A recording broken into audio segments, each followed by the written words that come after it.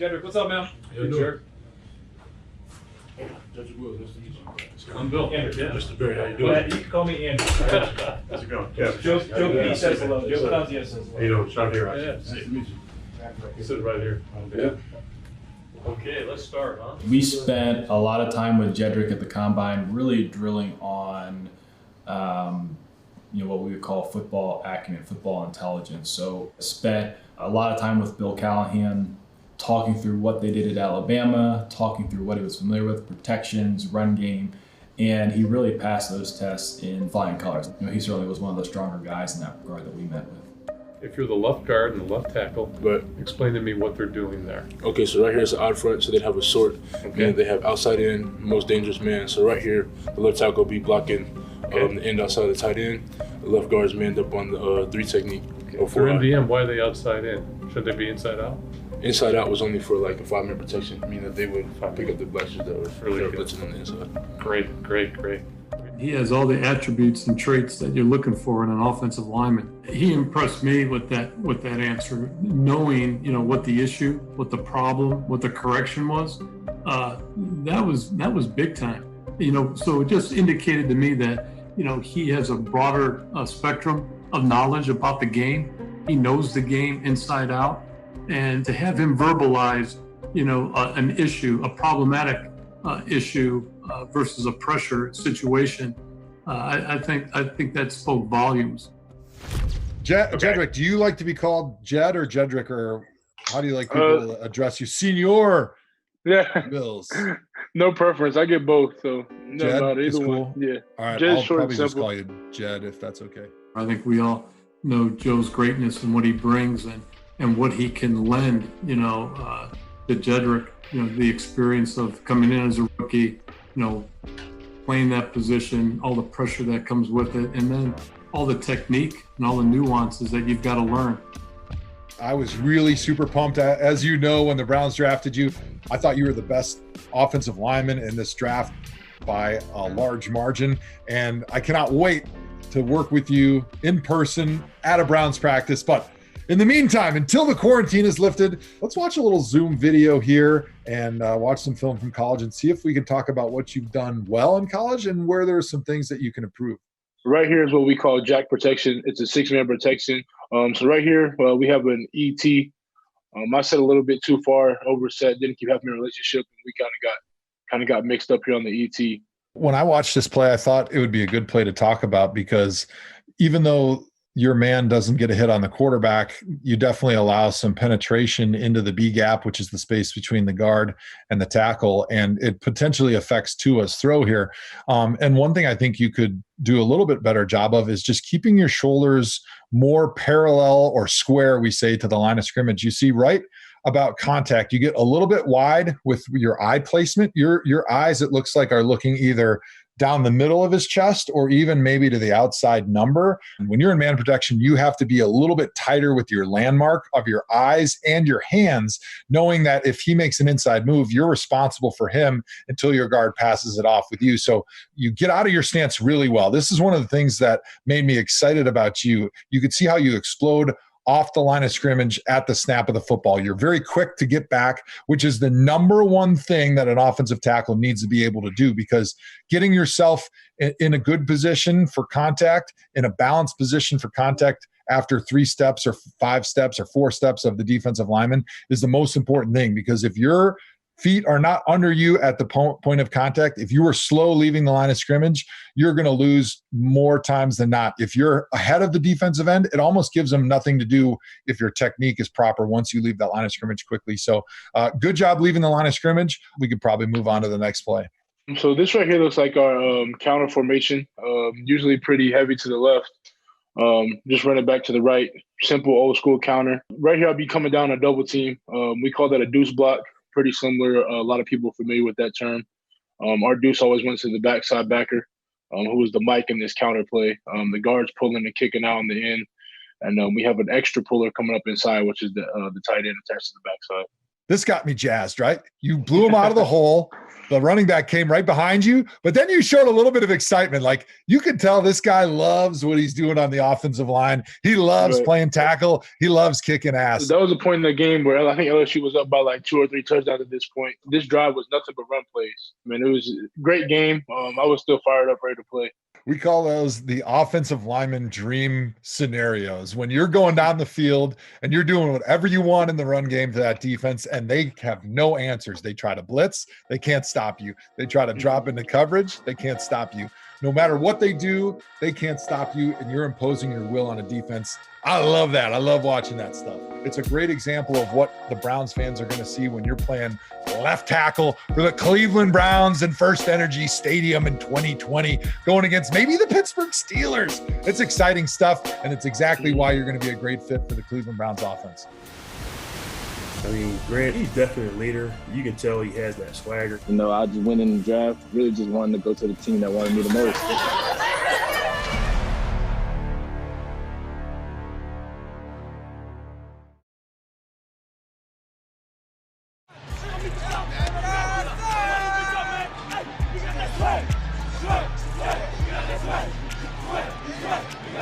When I think of Grant, he always had that dog in him and search out and compete against the best day in, day out.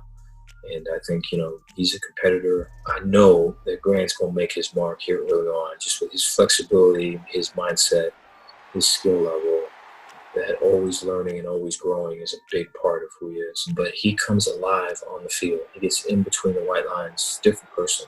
Jacob is the same thing, is to not let himself down, but not let his teammates down. His ability to lead from that middle linebacker position and communicate and get people on the same page and take charge. People in the stands will see it. Jacob, he fits. Like, we always look for traits to fit our positions. And for a linebacker, obviously in our scheme, we need a guy that can run, that has good length. And our evaluation of him, that's what we saw. You know, obviously he played on a good defense. They played a high-level football. As a young player, we felt like he was a really good draft prospect for us in terms of development. I mean, Grant can play in the box. He can play in the post. He can play nickel. He can play dime. He can play man coverage.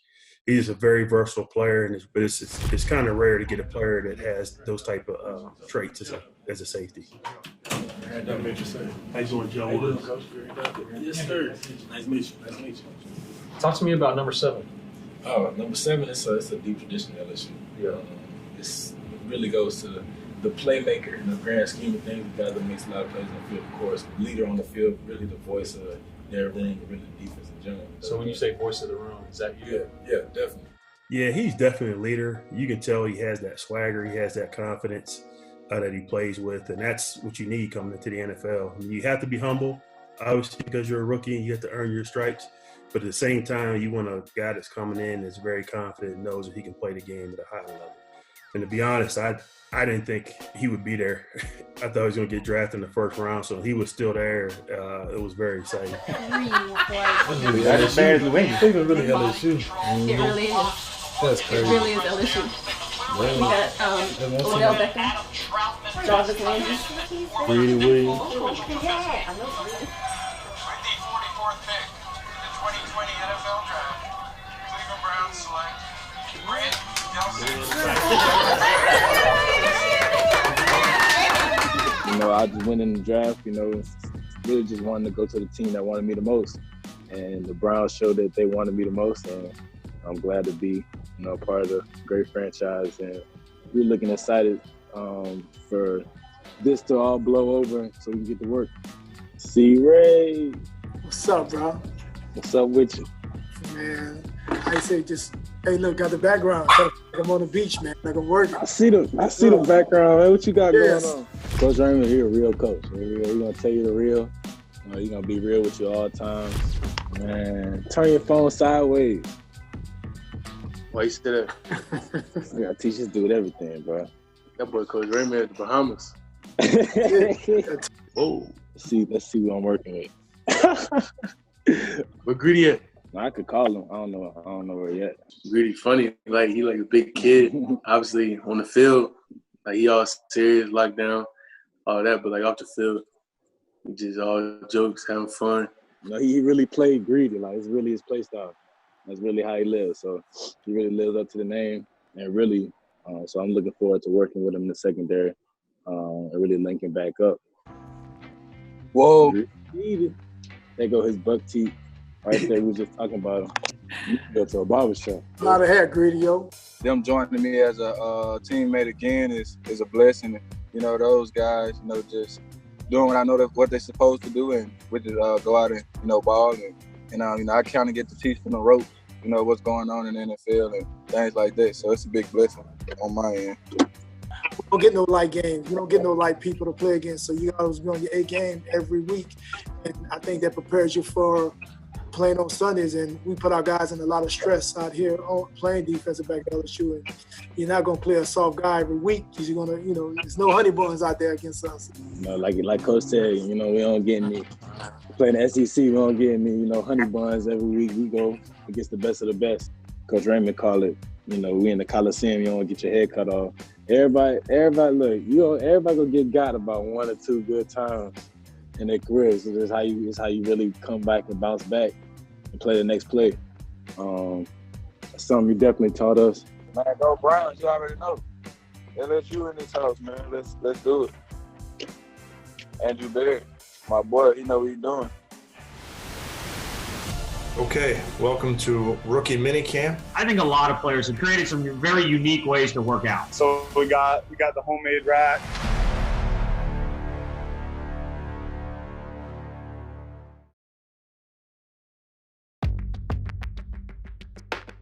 What's up, fellas? How you doing, Coach? You guys excited?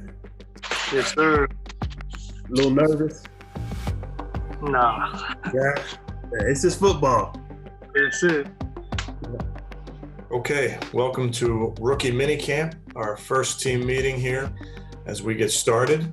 I want to welcome everybody. First of all, to our 22 rookies here, congratulations. This is a special class that we're bringing in here to the Cleveland Browns. We have drafted players, we have undrafted players. So we're excited to have you guys here. Now, here is a little unique, I would say.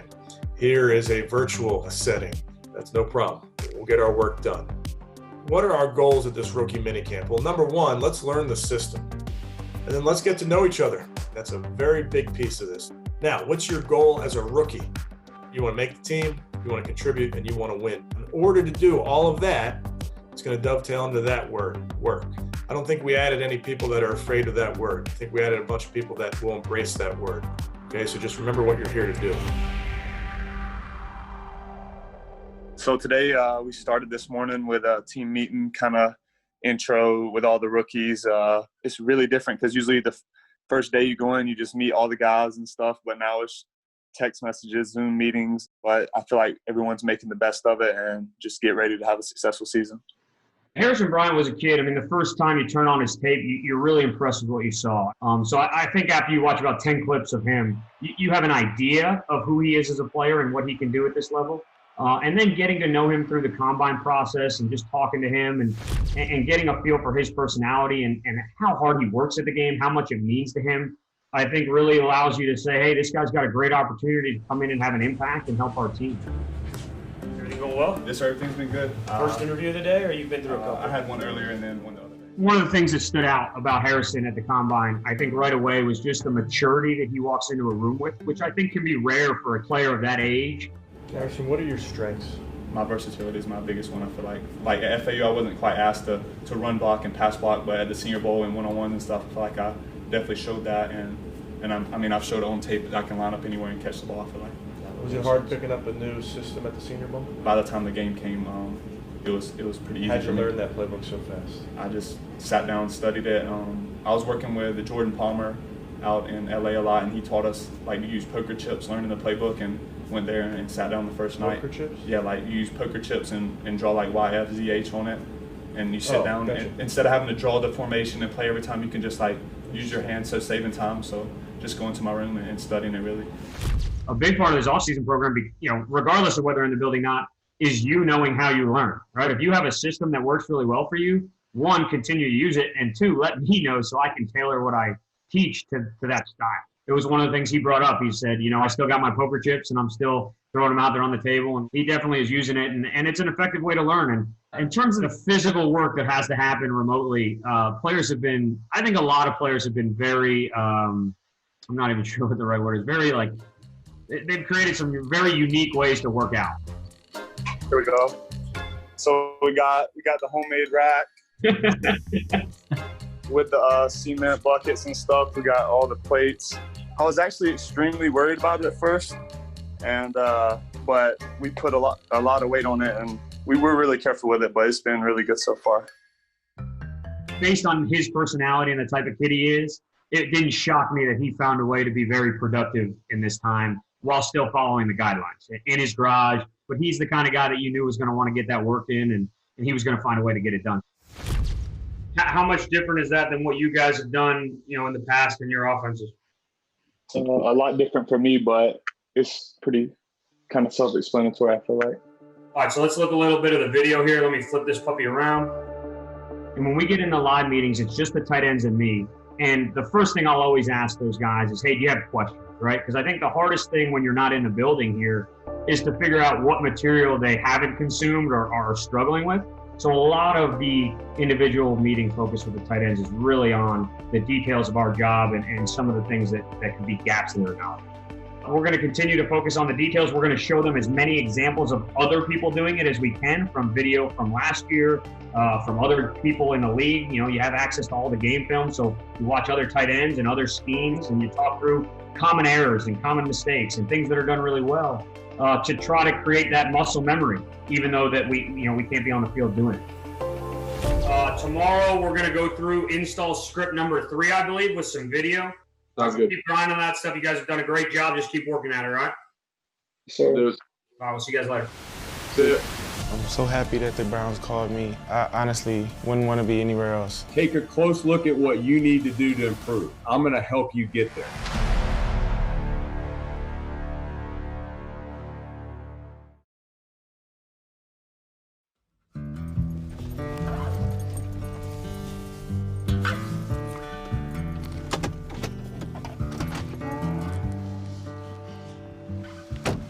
I can say I never imagined being in a quarantine with the draft. It was a hard process. Never imagined it happening like that, but it was something that I appreciate, I'm so happy that the Browns called me. The night before, it was really hard to sleep, and, you just don't know. You're asking your agent, if they're hearing anything, you're around family members who want the best for you, and, while the best sometimes isn't happening right then, it can build up anxiety, and, you can be nervous, and it was a lot of that, a lot of emotions. Sometimes I had to be in my own space, not around everybody who was at the house who, came to see me do well, but looking back at it, I'm so thankful that it happened the way it did. The 5th round came, nothing, and it was getting scary. I didn't know what to think. I didn't know what was going on. The 6th round was in, and, we just weren't getting anything. So, I was just in a kind of an emotional state, and I just wanted to just take a hot shower and just, sit there and think a little bit. And as I was running the shower water, my phone rang, and my phone was upside down, so I grabbed it, looked at it, and it said Cleveland, Ohio, and I'm like, yeah, like, there it is. Like, I hope this is who it really is. I hope it's not a random person in Cleveland. I hope it's not a friend that I know from Cleveland. And got on the Zoom call, and I got the feeling that, they wanted me and they could use me. And it was funny because I know they're probably like, why does this guy not have a shirt on? And I know someone said it like, hey, you gonna put a shirt on? You gonna put a shirt on or what? Yeah, I'm putting on one right now. I'm like, yeah, I'm about to put a shirt on right now. Like, you don't even know what I was just doing, getting out of the shower, but I'm about to put a shirt on right now. With the 187th pick in the 2020 NFL Draft, the Cleveland Browns select Donovan Peoples-Jones, wide receiver. I'm sitting here with Donovan right now. Actually, say what's up. What up? Hey, what's up, D? What up? You ready to roll? Yes, I am. I like it. Congrats, man. I'm excited for you. Thank you. I appreciate it. Gonna have you and Juice both down here to be fun. Bet. Yeah, I'm ready. He loved it. All right, He found out you got drafted. Oh, yeah. I'm ready. Can't wait to see you, man. Be careful. All right, yeah, I will. It's really crazy because, me and Odell share the same agent, and me and Jarvis was training together at the same facility down in Florida before the combine. So I got a chance to kind of know them a little bit and get some wisdom before, this even started. So I honestly, wouldn't want to be anywhere else. And this is the best fit for me. I believe that. I'm ready. I want to prove everybody wrong. Simple as that. Simple as that. So let's get started. The first thing I want to do is I wanted you to tell me something you've learned along the way in your individual study, and then the one thing that you think is going to be the biggest challenge for you as a player to transition to the National Football League. Donovan, what you got? So the quote that I really liked was "Choose your identity, or someone will choose it for you." Okay. I think that speaks volumes. Never really thought of it that way. As far as your identity, all right, what is our mentality? You have a job, and I've put it in very simple terms on what your job is as a receiver. It's to get open, catch the ball, and compete your ass off in the run game. If you can't get open at this level, you're not going to make it. If you can't catch the ball, you can't play in this league. And if you don't block for me, I ain't having that. Some other advice, okay? Say less, do more, shut the up and work. All right, that's what you need to do as a rookie right now. All right, take a close look at what you need to do to improve, and I'm going to help you get there. Like Coach Stefanski said, you're trying to make the team, and then you're trying to make the team better and contribute to winning. But if you follow the plan and you believe in the process that we have as a coaching staff led by Coach Stefanski, you'll achieve the things you want to achieve. And last but not least, there's going to be certain things that we will not ever waver on. All right, so team, and then the trust. Going to be very big to what we accomplish. And then as Coach Stefanski is going to say over and over, we're going to work. All right, we're going to work.